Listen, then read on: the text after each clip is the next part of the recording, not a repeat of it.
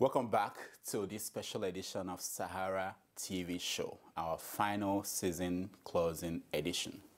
A long time ago, a wise man noted that politics is the act of looking for trouble, finding it everywhere, diagnosing it incorrectly, and applying the wrong remedies. In the last 6 months, we have looked for trouble. We have found it everywhere, and we have diagnosed it correctly and incorrectly, and we have applied the remedies, both the wrong and the right ones. We did it not alone. We did it with a group of players in the political arena. At the beginning of this political season, we were in close touch with the spokesmen of the two leading political parties in Nigeria as they prepared for 2015 elections. Several times, they came on our show to present their talking points on various issues of the day. One day, we did something that has never been done before. We got PDP spokesman Olisa Metu to come on our show and debate the APC spokesman Lai Mohammed. Here is a clip of that debate. To you, Mr. Metu, because this corruption issue is major, and the president said that if he's re-elected, he will do more. My question is, what more does he want to do, and why was he not able to do it in the last 4 years? Now, I'll answer you, but is it okay if I make a comment on what my colleague just said?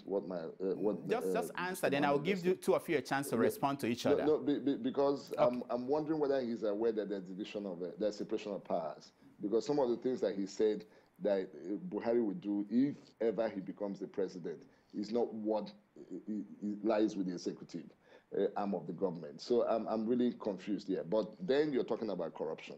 In terms of corruption, we first of all, the PDP as a party, our government, we've been able to establish bodies to fight corruption, the AFCC, the ICPC.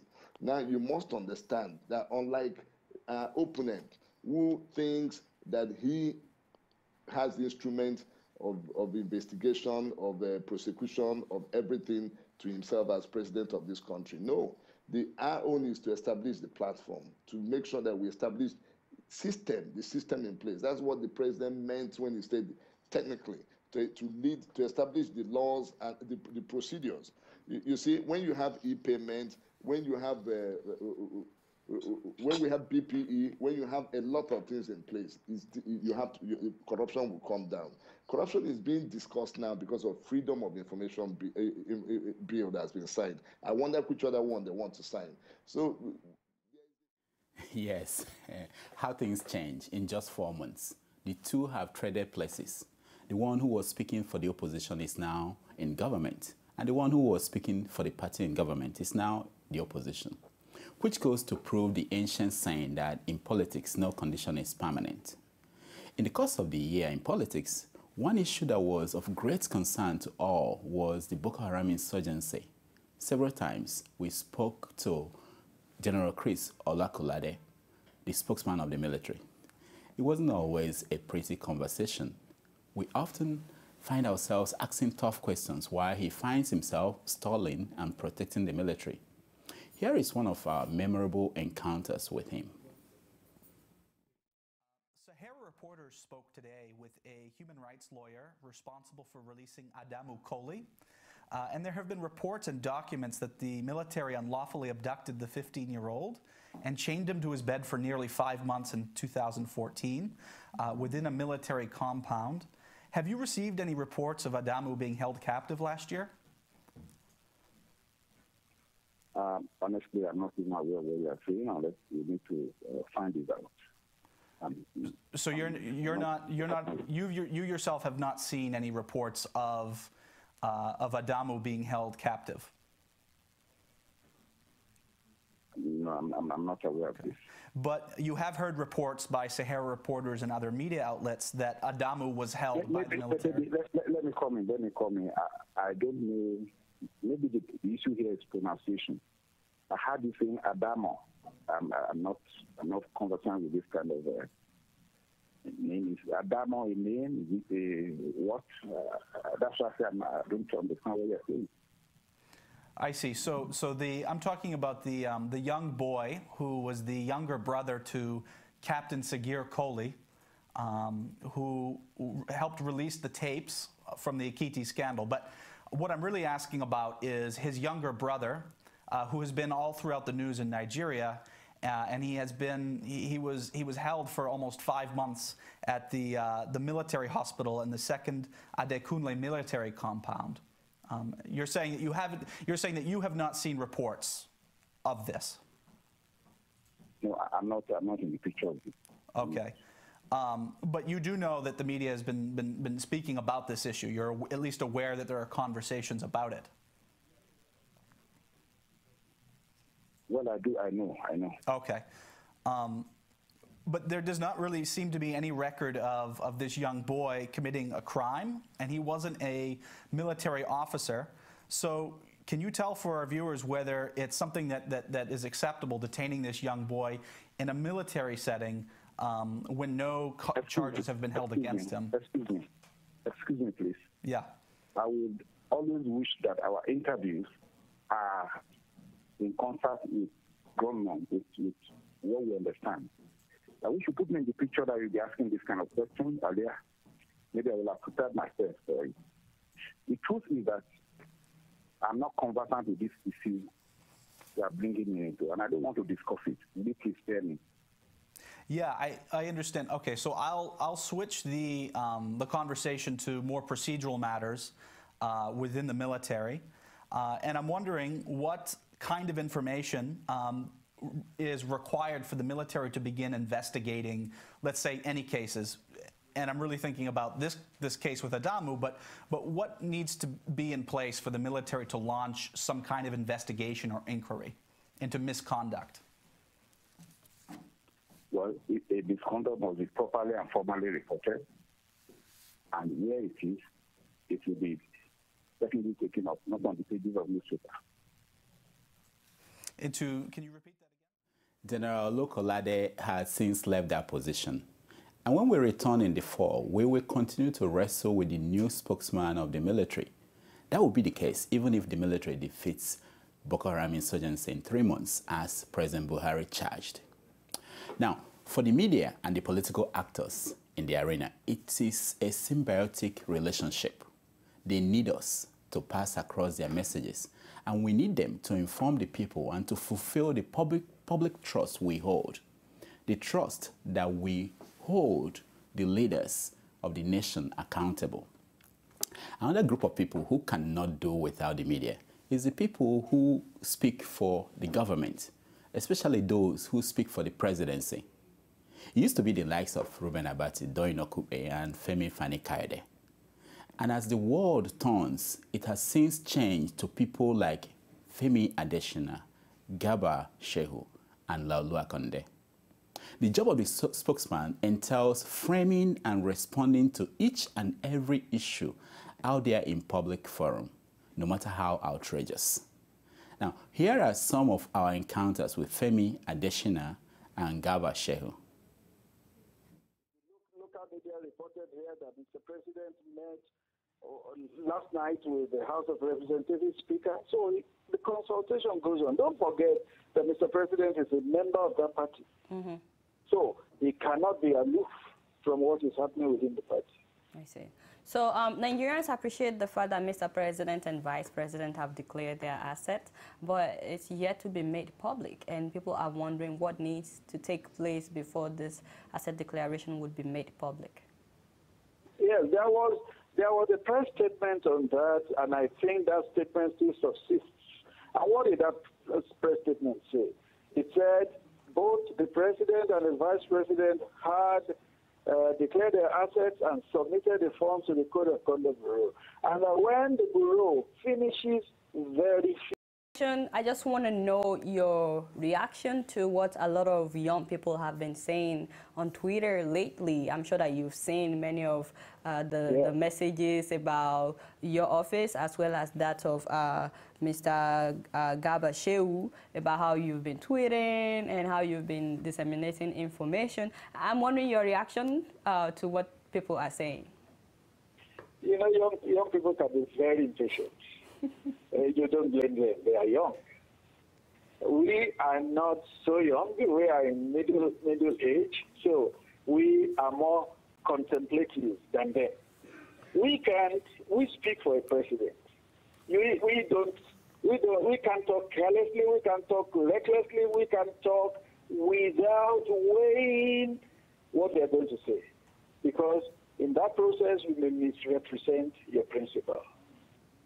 So I would just like to say to the people online, Twitter and all that, old and young, patience. Like the saying goes, easy does it. They stumble, they run too fast. Easy does it. I see. So we understand that, but just keep in mind, he's also president of these young people as well, though. He is. I tell you that in about a week maximum too, there is going to be a special assistant who is going to be in charge of online. He will engage more with these young people.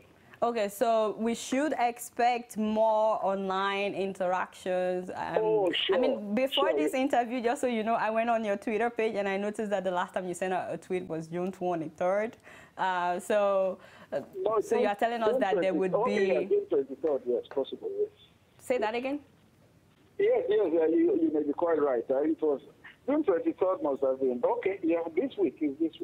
His age would affect his performance, or he didn't really mean it like that. And you actually said that he's like old wine, that the older you get, the tastier you become, or something like that. Exactly. Okay, so do you mind clearing exactly what Mr. President was trying to say and what you were trying to say with that proverb? You know, Mr. President was in South Africa, and we went to the Nigerian consulate in Johannesburg.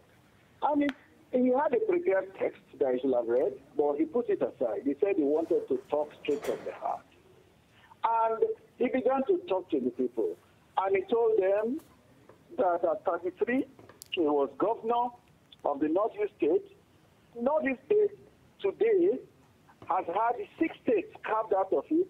He listed the states, Borno, Yobe, Adamawa, Gombe, Taraba, and all those 6 states. He listed them. And then he said at 42, he became head of state. And now at 72, he is now president. He wished that he had been president when he became a governor. That was 33. That means he will have done a lot more for Nigeria, a lot more, because he will have the advantage of youth, the advantage of speed, the advantage of energy, and all that. It does not mean that his strength has diminished, but you can also say that he's a youth again. He just said he wished he had become president at that age. Then he will have done a lot more for Nigeria. But that does not mean he is saying that he can do now. He can do, he will do, and he is doing. You need to see the work rate of Mr. Yeah, I guess that's what Nigerians want to hear, that he will still... Yoruba or full day people who are in serving whoever. This is why the country is where it is at the moment. We fought this through the campaign. There are people who declined to accept Buhari simply because he spoke the language he did, or he came from the point of the country that they are entitled to their own opinions. But can't we thank God that for once Nigerians said, look, we want one man in whose hands our money is safe. Integrity, integrity, integrity. Majority of Nigerians decided that that's what they want. Merit, integrity. So integrity and will rule his appointments. But please, our brothers in wherever they are, whether they're Igbos or wherever they are, be patient. This president will make as many as 6,000 appointments. I see. And he is bound, even if he doesn't wish it, is bound by the Constitution of the Federal Republic of Nigeria to reflect federal character. I see. And it will be done. Now, going to the issue of radio that you mentioned, the pirate radio that you mentioned. Well, you know that the issue of Nigeria's oneness as a country had been settled with the Nigerian Civil War. And the Nigerians have since moved on. having their own brother's keeper and accept to live as one people. Now, if you have some fringe elements, some guys who are maybe 0.0001% agitating for separation, for the breakup of the country, I think that nobody should take that kind of people seriously, because they are not representative of the ruling thinking, the sentiment that is dominant in the southeast and in the entire parts of the country. Now, was there an initial confusion about whether the radio is there or not? Yes, there was, because the basis of the assertion that it was shut down came from the Nigerian Ministry of Information. Now, apparently, either they misrepresented the information available to them, or that the media did not hear exactly what they meant to say. In the last 48 hours, I'm aware that the owners of the satellite, which window is being used to broadcast that pirate radio, had come to Nigeria, and they had apologized to the Nigerian people and the government of Nigeria, and they said they were going to take out that radio. Yeah, that was Garba Shehu speaking for the government. Now, the oldest profession in the world is prostitution. The second oldest is politics. The two have one thing in common: they exploit people for money. The good thing is that the third oldest profession, journalism, will be right there to report their exploits. When we return in the fall, we will keep reporting what the politicians do, say, and think. And they will keep doing what they do best: blame the media for their plight. I leave you now with these eternal words of Dante. The darkest places in hell are reserved for those who maintain their neutrality in times of moral crisis. Sahara TV hasn't, and we don't intend to begin now. Thank you.